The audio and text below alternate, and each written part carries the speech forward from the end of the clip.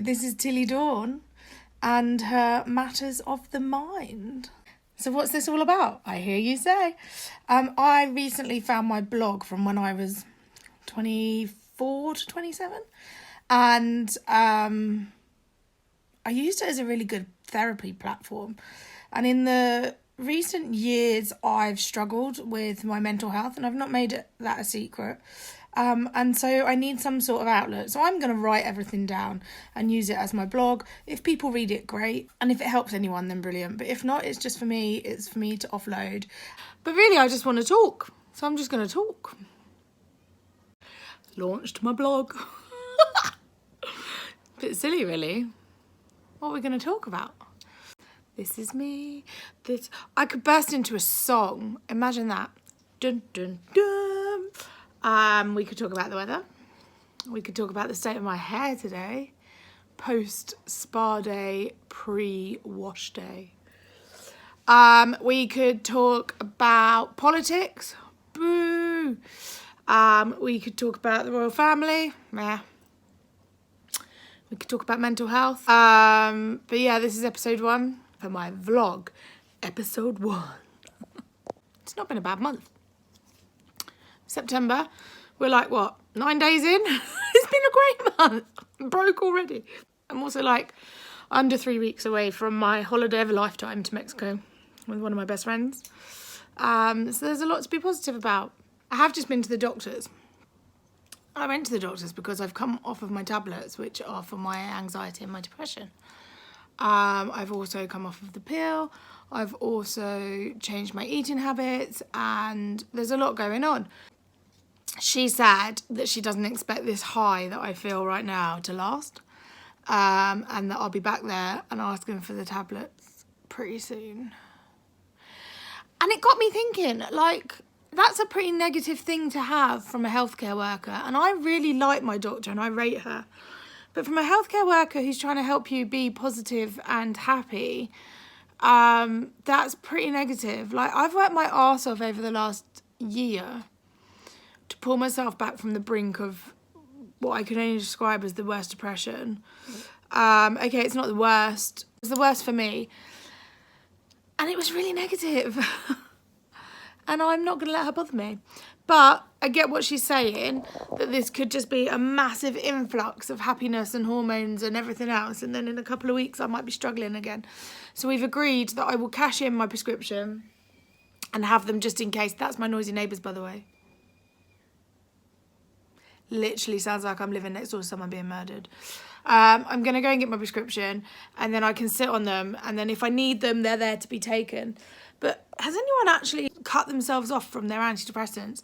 So I take a tablet called duloxetine, and not a very high dose. It was like 60 milligrams.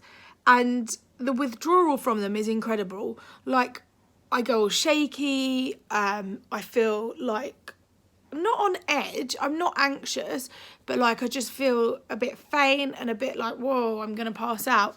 You know, like when you haven't eaten for ages and you feel a bit funny and you need to eat, like. Anyway, the withdrawal is quite hideous and I'm on like day 11 now.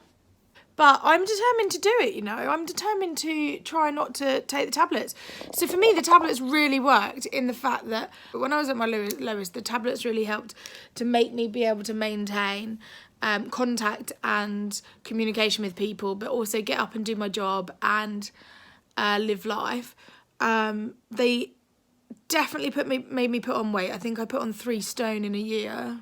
They made me sweat loads. We couldn't. I just poked myself in the face, and we couldn't get on top of that at all. I didn't sleep very well when I was on them. The dreams were quite vivid.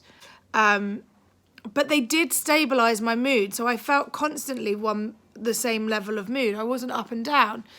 But what I've come to realise in the last few months, and it could be because my life's starting to fall into place, I'm starting to get on top of things, I'm facing things, but they also made me feel really numb. And like, I was quite an emotive person. I'm loud and proud, but also I'm quite a sensitive soul. And things that would normally make me cry didn't. And I thought, well, that's not the end of the world, because who actually wants to cry watching Peppa Pig? It wasn't Peppa Pig. But like, I'd cry at TV shows that weren't even cryable. Anyway, so I stopped taking them by default and accident 11 days ago because I ran out. And then I went away and we couldn't get my prescription because, you need ID to go and collect it. And I had the ID with me. Anyway, I came off of them. And whilst I felt nauseous and a little bit shaky and dizzy, I felt things. And like, I felt happy. And I felt excited. And like this holiday is a trip of a lifetime. And I've been excited because I know I'm excited and it's something I want to do. But that feeling of like, oh my God, we're going to do this, I never really got. And I got it today. And I just think with all the other side effects that I was getting from the tablets, it's got to be worth at least a month without them to see if I'm in a better headspace and able to cope with it. So that's what we're doing. We're going to give it a go. We're going to try. We're going to try and go, those kids, we're going to try and go without antidepressants or anti-anxiety or anything. And we're just going to go natural and see what happens. So come along for the ride. Could be fun. Who knows what it's going to be? But I can tell you what, I'm going to keep documenting what it is. This could one day be my memoirs.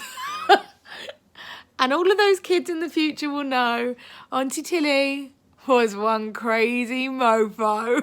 She talked to a camera instead of herself. Have a good day.